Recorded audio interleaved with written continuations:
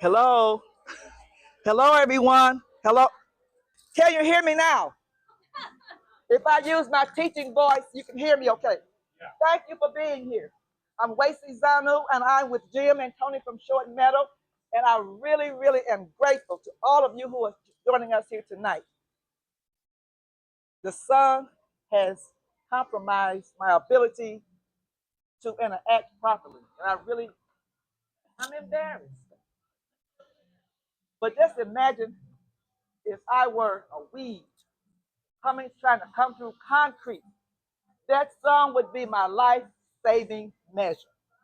And so I would like to thank Short Meadow, and I'd also like to thank you for coming to the Honey Meadery. Is that right? Honey Meadery? Honeytree Meadery. And Drew is not with us tonight, but if this is your first time here, please join the people inside and have some mead. They have delicious flavors, and you will enjoy anything that you would pick. Now I'd like to introduce Jim Hawk, who is the original wildflower man. Thank you. Take this horrible thing away from me. Can you hear me if I talk like this? All right. I think she said I'm the original wildflower because I'm the oldest one here. I don't know, but it may be.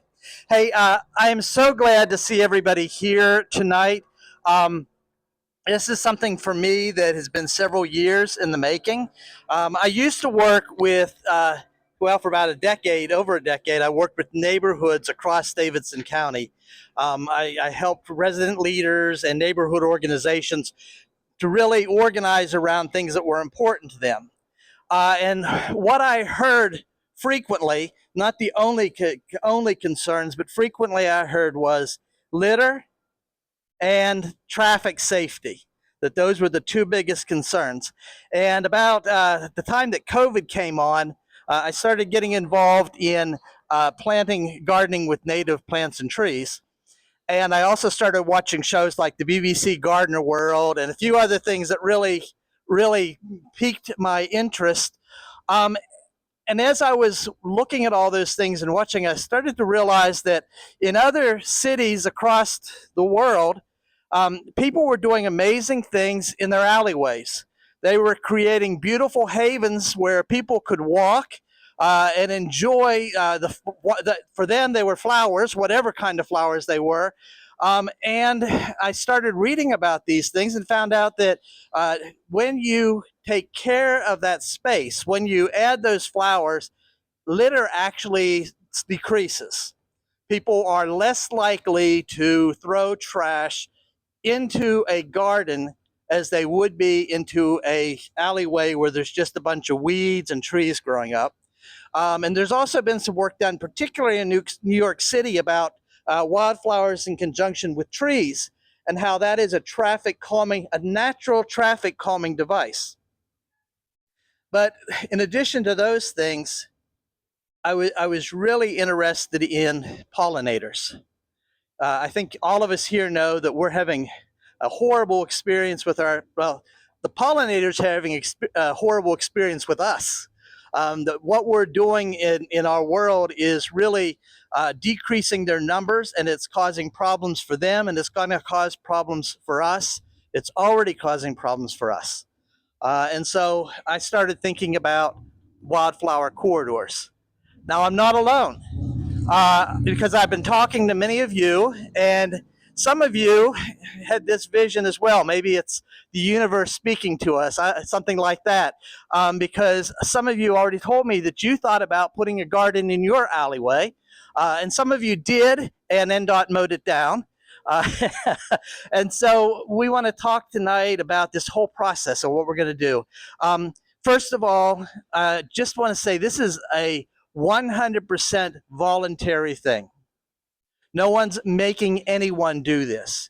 If you want to do this, we welcome you. If you don't, we'll respect your decision. But this is your choice. And not only that, I want to make sure that people understand that gardening, whether you're working in, how many are gardeners? Okay, great. How many of you garden with natives specifically? Okay. So, you know, as I do, the gardening is hard work. And it's not for the weak of heart. I mean, we have to work to make our gardens work. And I want to make sure that you understand that, whoever's doing this right from the beginning.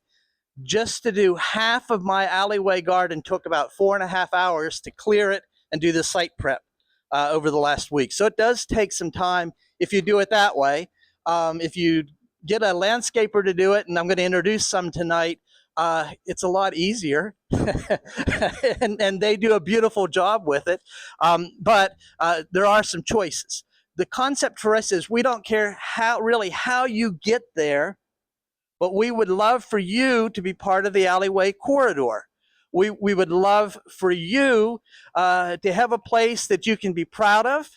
That if you're walking your dog, you can go out there and say, "I did that." When I do mine, I noticed right away, and I did it for 3 years. And last year I left it go fallow for a whole year, and I started back. But when I was doing it, I noticed that less litter, less intentional litter. There's always the blowing around stuff, but less intentional litter. And also, my neighbors would come out and they'd be like, "Man, I really appreciate it. Mornings suck."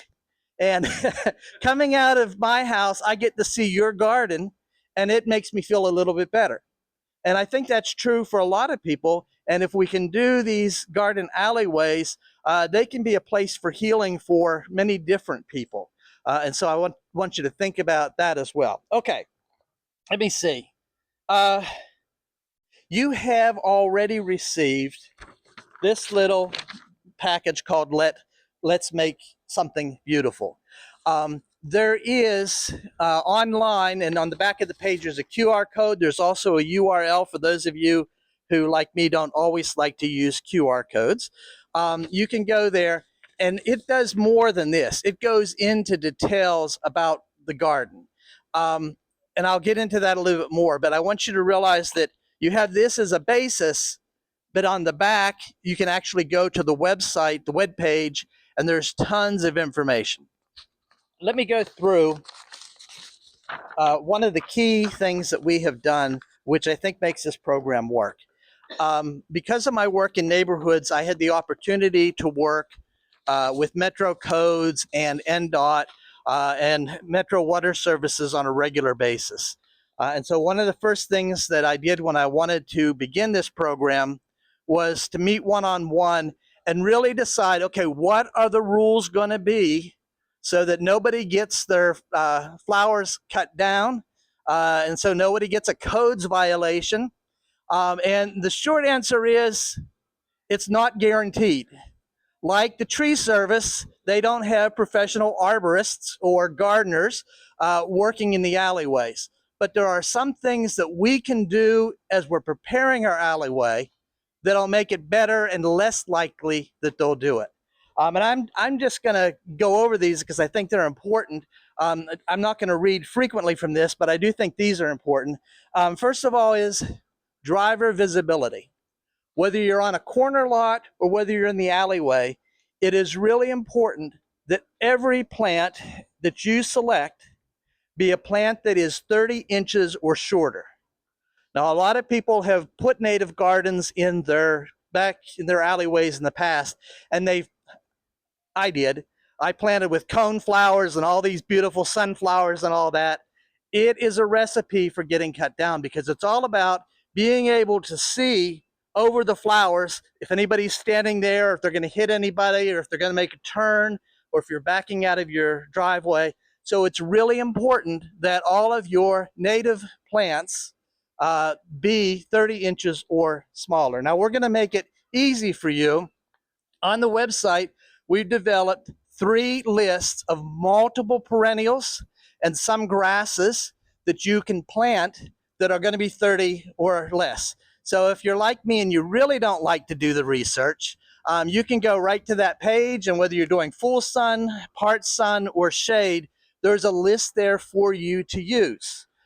Most of those plants are available for purchase, relatively easy. We give you a list of the places where you can get the seeds or where you can get the seedlings or the plugs. Thank you, plugs, so that it will work for you.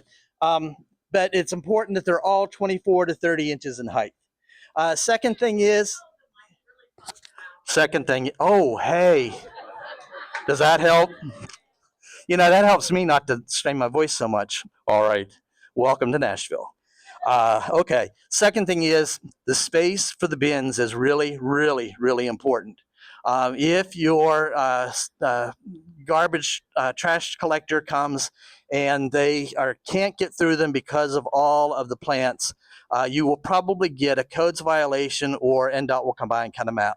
So what I've done is I have a space that I always have for my bins. I just do not plant anything there. And once a week I go out and I cut the grass right there. So that's one thing that's going to be really important.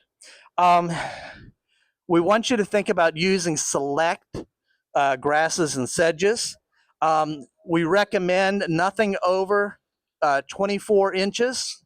I'm sorry, over 12 inches. Why? Why use grasses? Because grasses are the fillers, and they help to throughout the year to make sure that it's going to look a lot better than in the wintertime just having a bunch of dead flowers. I happen to love dried native dead flowers. I think that they look beautiful, but for some people that's an issue. So having the grasses in there is going to make it look a lot better. Just as importantly is no trees or shrubs. This is really, for gardeners, this is sad. We like to layer. In fact, that's the whole thing about gardens, right? You have your trees, you have your shrubs, you have your variations in plants. This is a low growth garden. If you I even have NDOT come by and cut down my pokeweed when it gets too big. So, whatever it is that you have, you've got to make sure that it's not a tree or a shrub, or they will get rid of it. Then, just when you're out on the alleyway, I can't stress enough, watch yourself. I mean, there are no sidewalks in the alleyways. So make sure that you're watching to make sure that no one hits you. Wear something visibly that people can see. That's really important. Okay, and then 6, just notify your neighbors. I think sometimes I shouldn't have to, but it's just a good neighborly thing to do, to say, hey, I want you to know that I'm going to do some work in my alleyway, and it's going to be I'll get to you in just a second, thanks. It's going to be wildflowers, and I'm going to put them in, and I just wanted you to know it. Now, they could be upset with that, and we'll have to deal with that eventually. But the other thing is, there's the real potential that maybe they'll decide to do it. So that's a good recruiting method. Question in the back.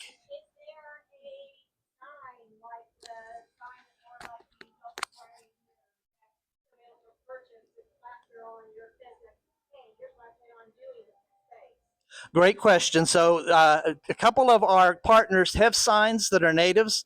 We also have, I'm a one-stop type of guy. And so what I've done is I've created a 12 by 18 sign that's big enough for the NDOT people to read, but it's a PDF template that you can either take to like FedEx or one of those stores, print out and laminate, or you can actually submit it to an aluminum siding company and have them print it for you. But I'm trying to stay out of the middle of that and not have a big stock of signs, but you can do it. And there's even a link to one company that you can use if you want to create that sign.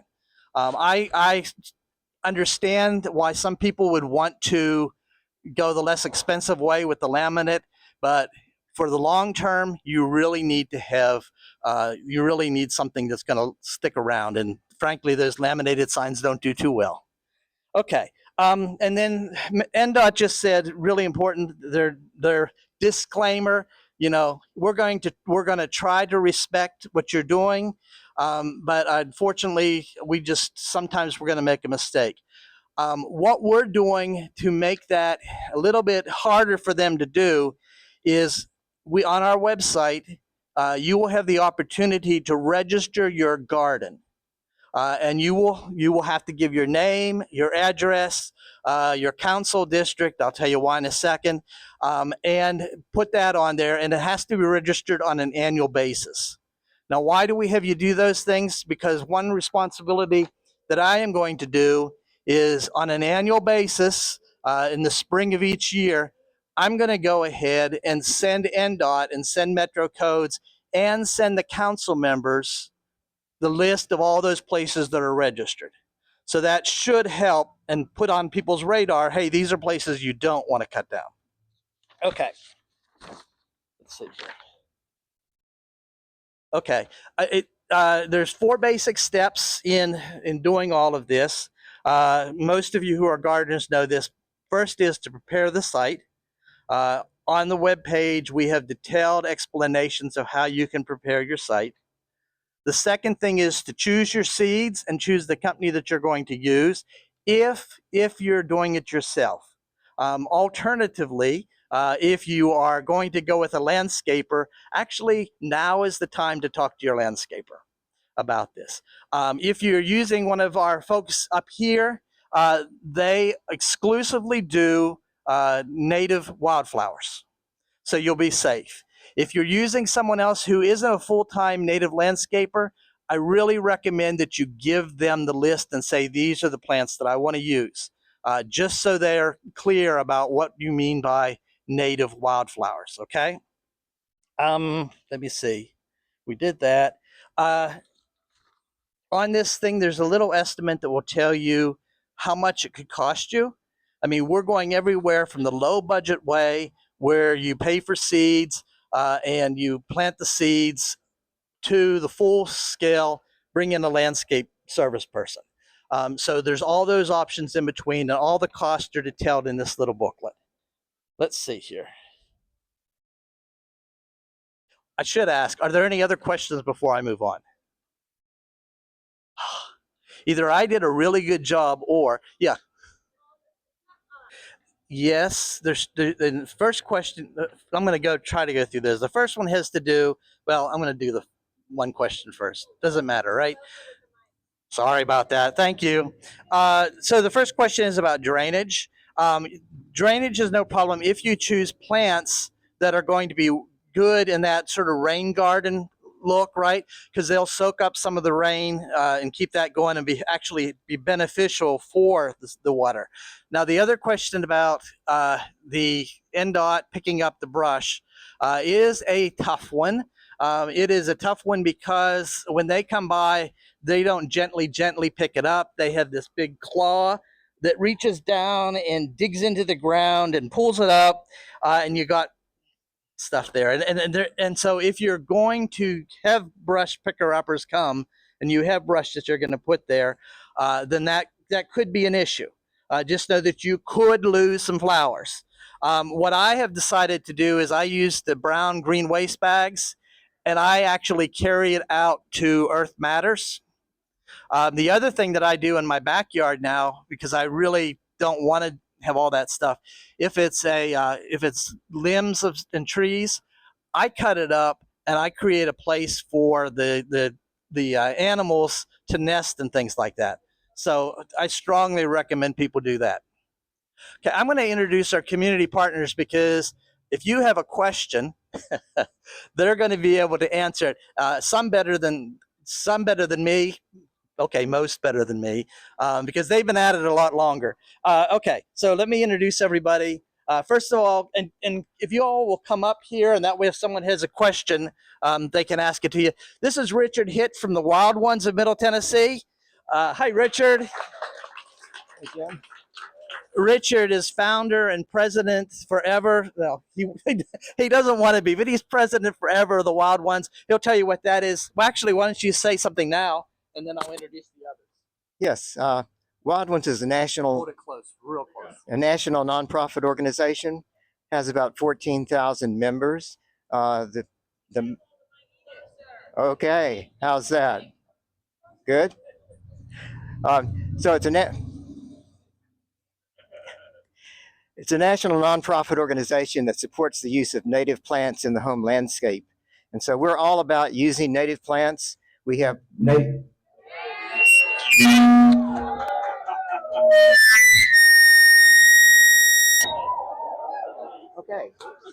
Step back here. Now do it. Test. Okay. So we're all about using native plants in the home landscape.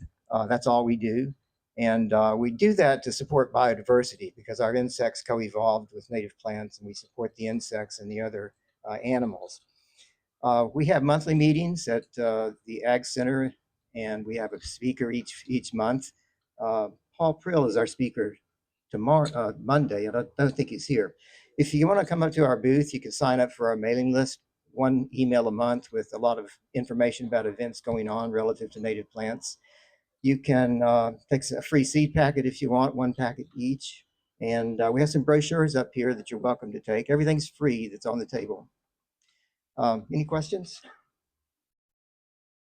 Don't leave us. We're going to use just All some right. more. And incidentally, they have a fall plant sale with, and you're thinking about doing something with maybe plugs as well that people can pre-order. So they may be a good source for you to get some more less expensive plants this year. I just met Emily the other day, and she is the Prairie Stylist. Emily, would you like to say a few words, please? I'm scared about this microphone, but It's not as bad now. okay. My name's Emily Hardesty, and I'm the Prairie Stylist is my business name. Just to reiterate what Richard said, just my goal is to increase biodiversity, which supports our pollinators and other wildlife in our urban settings.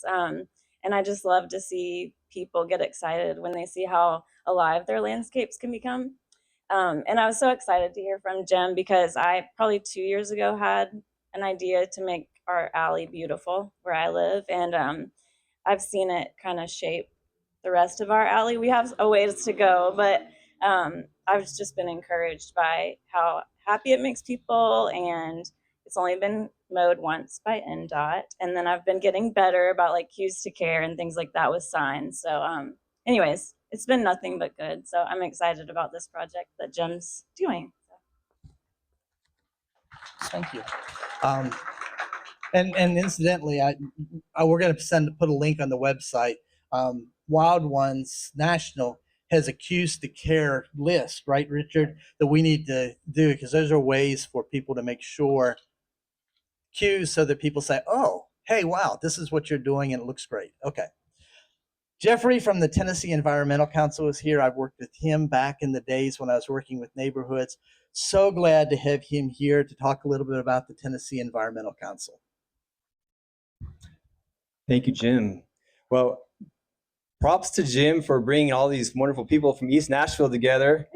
Good work, Jim. Incredible. It's wow, to see all the people that care and want to make a difference in the world is really heartwarming and inspiring. So I am CEO of Tennessee Environmental Council. My name is Jeffrey Berry. Hey, Andrew. And we have a table back there with staffed by Ginger and Elliot. And we have a pollinator initiative at Tennessee Environmental Council. We're a statewide nonprofit organization. Our mission is helping people and communities improve our environment. And it's an honor to be part of this initiative because this is where I live. We have seed packets for donation. We have a curb appeal mix. You can scan a code and get access to that, which is perfect for this initiative. We have your backyard pollinator garden handbook, and we have the signage too, because that's the best way to tell your neighbors that there's something intentional happening here. We're supporting our pollinators, we're creating beauty, and it's a good thing. We want to keep it. So I'll leave it at that and pass it over to the next person. I'm here for any questions as well. And just a reminder, they do have seed packets. So if you want to go that low-cost way, those seed packets will work. All right. This is next person is one of the people that I heard and was really inspired to hear down at Shelby Bottoms. He's all over East Nashville and everywhere else. And I'm told he's a great comedian, though I'll find out tonight. Ivan, come on over. Ivan from Habitat Landscapes. Thank you. I brought some goldenrod here just to show you what a plant plug is. We use a lot of these in our landscapes. Basically, they're just small live plants. And when you use these, they make the landscape installation a lot less expensive. retail on these is about $5 a piece. Whereas if you go and buy gallons of plants, they can be anywhere from 12 to, gosh, I've seen $35 for a 1 gallon perennial, which is ridiculous. But if people pay it, then they're going to sell it for that. This is Solidago rugosa, rough leaf goldenrod, great pollinator plant. Anyway, I just wanted to show you an example of a plant plug for purposes of what was in Jim's handbook. I am an East Nashville resident since 2008 and quit my job to do native plant landscaping. And now I'm one of 10 in our company that we do design, install, and maintain native plant landscapes. Lily is our maintenance coordinator, and she's an awesome East Nashvilleian as well. And yeah, so we can do the professional installation. We do design, consultations, installations, and then ongoing maintenance. Because when you break the ground, you disturb the soil, there's weed seeds that could be dormant for 15, 20, 80 years that will sprout forth and grow with vengeance. So you want to have a management plan in place for pulling those weeds out. And soil prep is very important. Intentional design is very important. There's a document from Metro Nashville that if you get codes called on you for your wild meadow yard, you can actually avoid codes fines by having this program where you show them your design and your care plan. We encourage everybody to kind of have that in your pocket. We do that for you, or we can help you with that in a consultation. Anyway, I could go on and on here, but basically we are a small company in East Nashville that does native plant landscaping, and there's others. So don't feel like we're the only one that does native plants landscaping, but I can tell you of all the neighborhoods in Nashville that have native plant landscaping businesses, East Nashville has the most out of all the other ones. We're progressive in that manner as well as many other manners. So go East Nashville, and yeah, let's beautify our alleyways, and I can help you do it with intention, and Lily can help you maintain it with intention as well. So thanks. Well, thank you. And just so you know, I'm doing my alleyway garden with seeds and plugs, so 50-50. To me, that way I'll have some the first year, and then those other ones can grow into it. That saves on the money. All right, last but not least is Wes Hadley from Native Restoration Force. Talk about invasives. He's here to tame those invasives. Wes. Thanks, Jim. Great to see so many people out here. So my name is Wes Hadley. I'm the founder of Native Restoration Force. Our business is focused on slightly different than some of the other folks here in the room. We're more in the site preparation category. So our goal is to remove the invasive plants that threaten our local ecosystems and choke out the native plants that don't have a chance to thrive and flourish. And so our business really is, and I'm joined by Will here in the back with the good hair.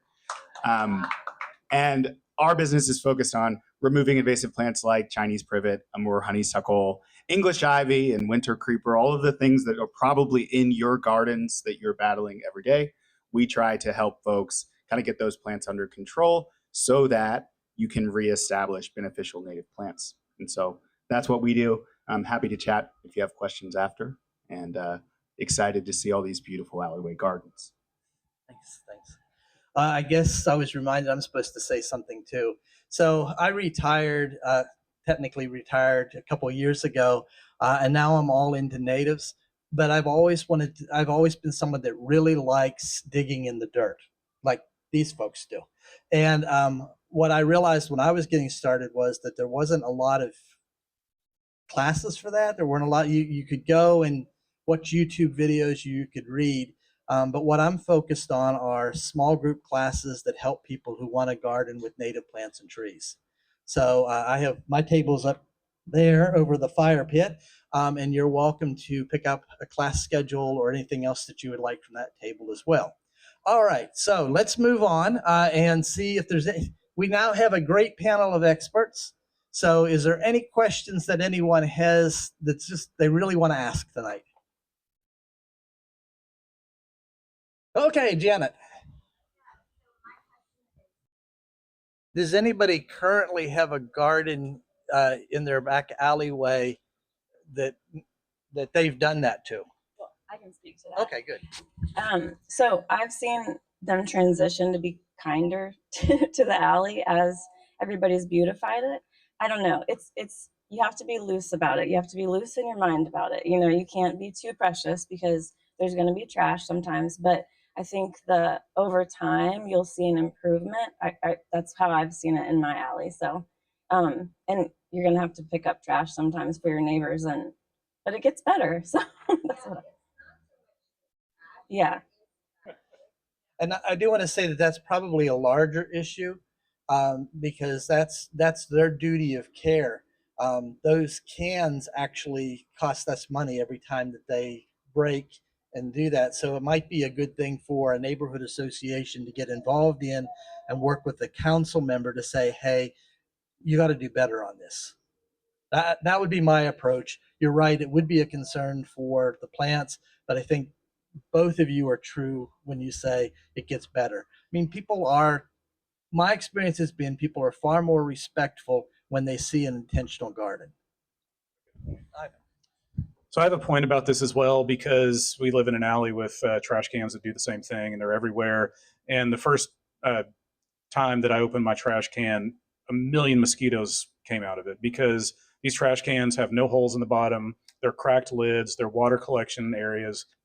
That could be a point that the neighborhood makes as a public health and safety issue if we get together as neighbors and we elevate this to our council person and Hub Nashville and the health department and say, look, the trash can system is not working for us because, we can talk about it knocking our flowers over all day long, but when you say West Nile virus and health department and scary things like that, people pay attention. And I mean, you see people like spraying their yards for mosquitoes, but the mosquito company does nothing about going back in the alley and checking to make sure their trash can isn't holding water and, like a brothel of mosquitoes, basically. So that's an issue that we could use. I mean, that's a leverage thing that we could use to say, hey, the trash cans have to be lidded. They need to have holes drilled in the bottom, et cetera, for a safety issue. And the people who are managing them need to take care of them better. I don't know. That's just a thought.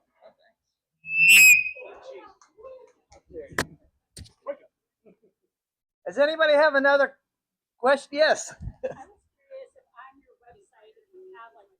That's beautiful. No, we don't. I think that the question was photographs. Thank you. That photographs on the website so that people can be inspired. No, I don't right now.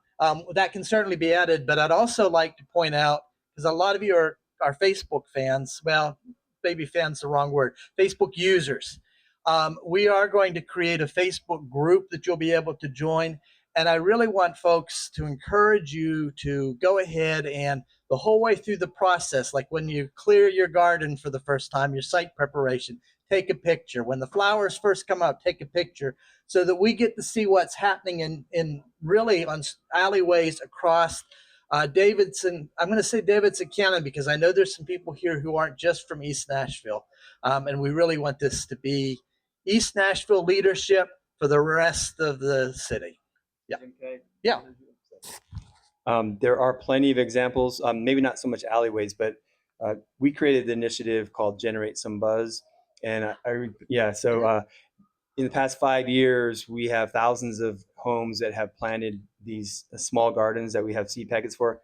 These seed packets have 20 different species of flowers and grasses in them, and it'll cover about 25 square foot starter garden. And so if you could look at the Generate Some Buzz Facebook group, you'll see lots of examples if you want to get some ideas. But they're front yard, mostly front yard gardens, not so much the alleyways, which we're encouraging that as well. So there's plenty of examples. And the other thing that's important is that it's not going to be a good idea to plant seeds until like November or December or January, February, March in the wintertime. Because if you plant now, they probably won't come up before the growing season's over. If they do, there won't be much growth and you will kind of have wasted those seeds.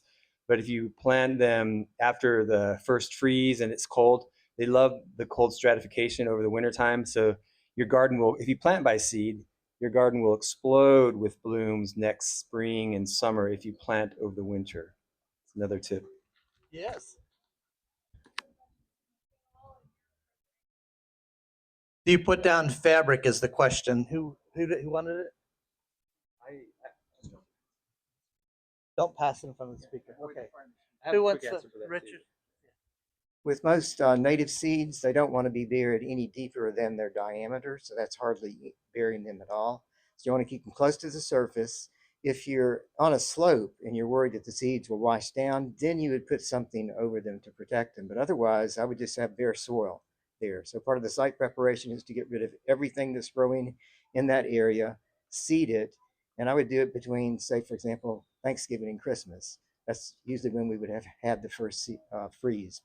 But yeah, you don't really cover them with anything unless you're worried about them washing down a slope. And then you cover them the least amount you can. Anybody else want to cover that?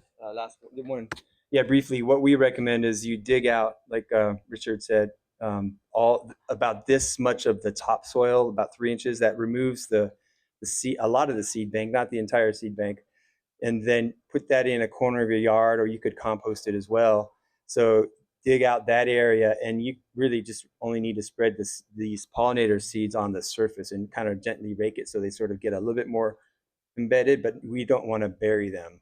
And then the other thing is you can get some topsoil to put on before you put the seeds down after you carve out the hole. So like remove that much sod, spread the seeds, or spread soil and then the seeds on top of that, and just gently rake it, let it settle, and then walk away. And nature takes, you don't have to water it. Rain takes care of that. Birds are not going to eat the seeds. So it's a really, really simple process. Yeah, and so if you want to do like a 25 square foot garden, let's say 5 by 5, it'd probably be good to go 1 more foot just to create a little bit more of a barrier. So it ends up being like 30 square feet. But I mean, the grasses will over time try to get back in, but once the natives are established, they will block out the weeds. And then you can just go around once a year and edge it with a spade, and then get rid of the weeds that are trying to get back in there. And it's the maintenance is pretty low on these. Once a year, maybe twice a year, you want to clean the edges, and that's it. And just one of the benefits of using native, I've never used any soil amendments. I've never had to try to get my soil, the pH to go up or down, because that's not important. The native plants are used to growing in our soil conditions, so you're going to save some money that way too. Yeah, way back. You got to speak loud.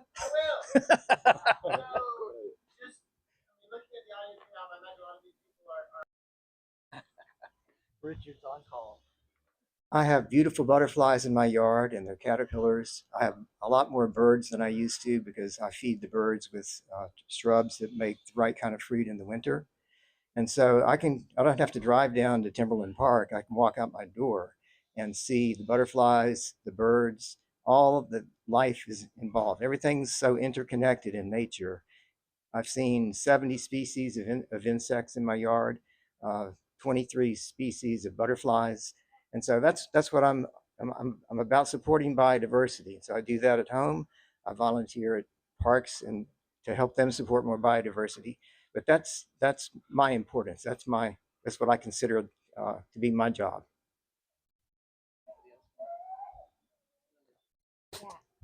From a maintenance standpoint, some of our gardens that are in their 3 years now, I hardly spend an hour there, maybe 3 or 4 times a year. So they don't need much maintenance at all after they're established. I would warn about Bermuda grass. That's the one thing that can sneak in faster than anything else. And I echo everything Richard said. These are beautiful gardens, and they give you a little bit of diversity compared to just a mowed lawn. Of course, we're talking alleyways, but it's going to beautify the alleyway. It's going to draw the insects, the beautiful insects. They're peaceful and magical.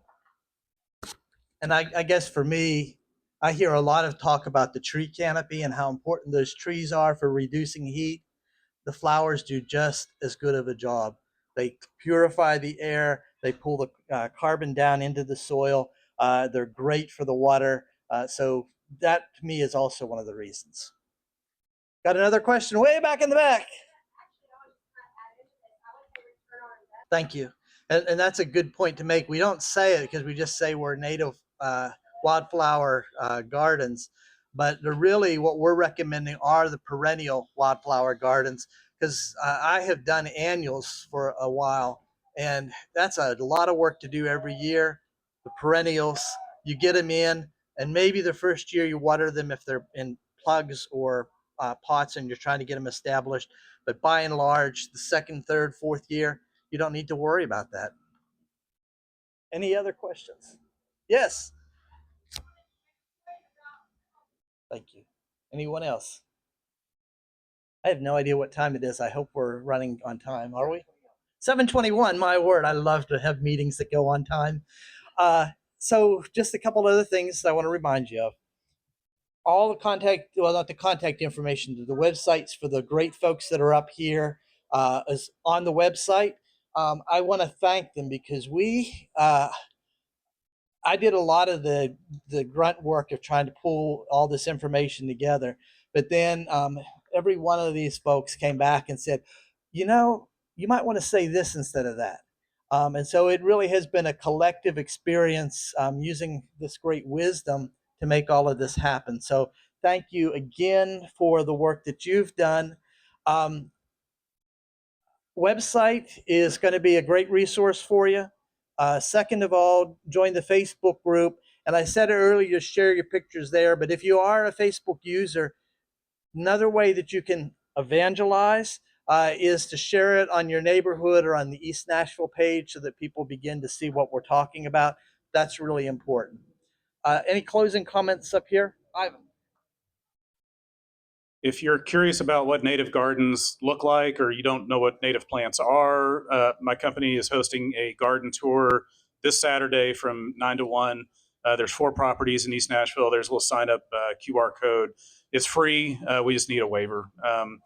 And also Wild Ones has garden tours quite often throughout the year.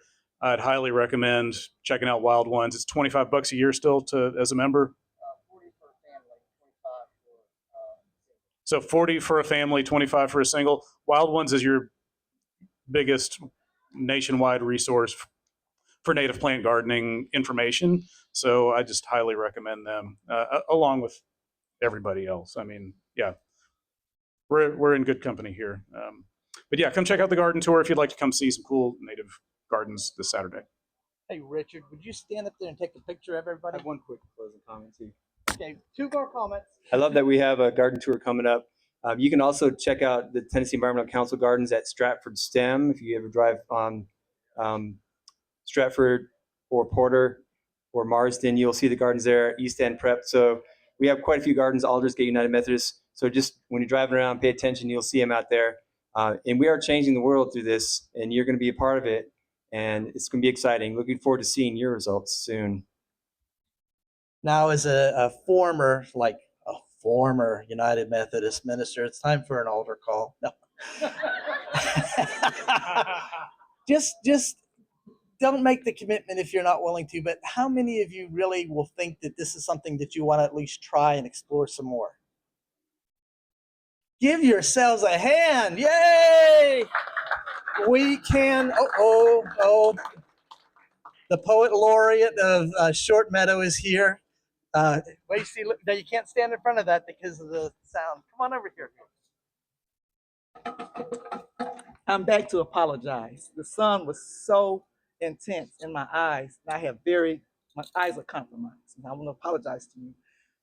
But I wanted to share something that I wrote. I wanted to share something that I wrote for you. Every seed sown with good intentions and reverence for the earth will benefit future generations. And what we are doing today is the beginning of the future. Thank you. Now, if we can, Richard's going to get up on stage. And if you all would just slide over here, we want to get a group shot to commemorate this night. Richard's going to take our picture. All of us. So get in here. Don't forget to wave. On the count of three. 1, 2, 3. Beautiful. One more picture.